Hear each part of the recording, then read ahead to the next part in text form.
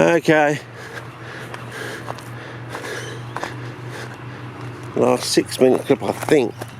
As I said, it was just a quick SQUIZ recce, give you something to watch while I'm trapped in the side not being able to film, because it's either going to be torrential, which is unlikely because, as I said, it's such a bad season. I mean, farmers have been planting things even though they've been told that it's going to be a dry season. I'm thinking, well, don't you believe in science? Are you stupid or something?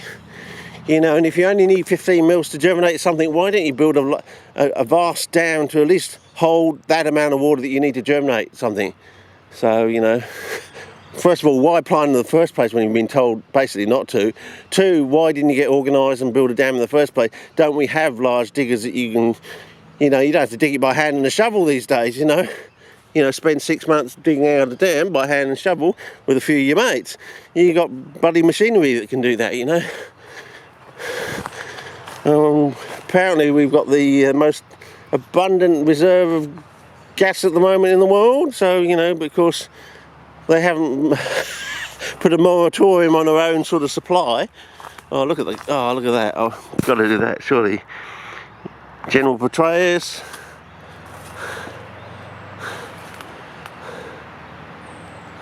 And now we'll try it with Spot Cullen, just to see if there is a difference. Spot Cullen. Okay. Might find we were using the wrong setting or something. Anyway, back to 49 area. Yeah, still looking. But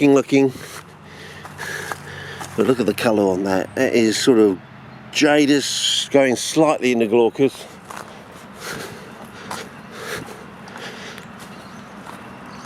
Yeah, so far I can't see anything, fellas. Nothing to write home about. So I think we're fairly on the money that macaw is definitely either that or pygmy just can't survive out. The gemmy and pygmy just can't survive. Well, the pygmy doesn't survive long enough to actually produce gemmy, and if it does, the gemmy just don't get a foothold, just gets too dry out here. So it's Drosophila macaw from seed all the time. Well, if that's true and Drosophila macaw is getting a foothold in here, it should just get thicker and thicker and thicker over the next few seasons, you know. The plethora of Drosophila macaw, banks of Drosophila macaw should just increase across the area, slowly from banding out to areas and patches and areas until, you know, eventually we have the whole area just carpeted with plants because there's just so much of a seed bank left over 3 or 4 seasons in the environment, sort of thing. So anyway, well, so far I can't see anything, so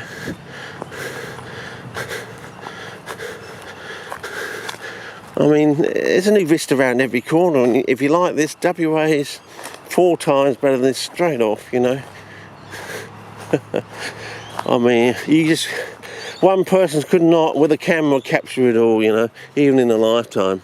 You'd have to have multiple people capturing these things, and now you can, I suppose.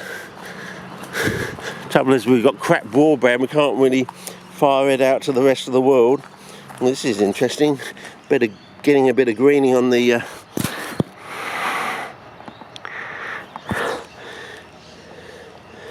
old barkage there, but it was very interesting to see the difference of the barkage out at Belair yesterday.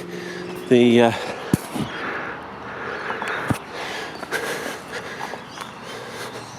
white and the brown barkage, you know, in comparison to the white rot fungus and the brown rot fungus. So yeah, anyway, so far can't see anything, but I'll keep exploring as you do.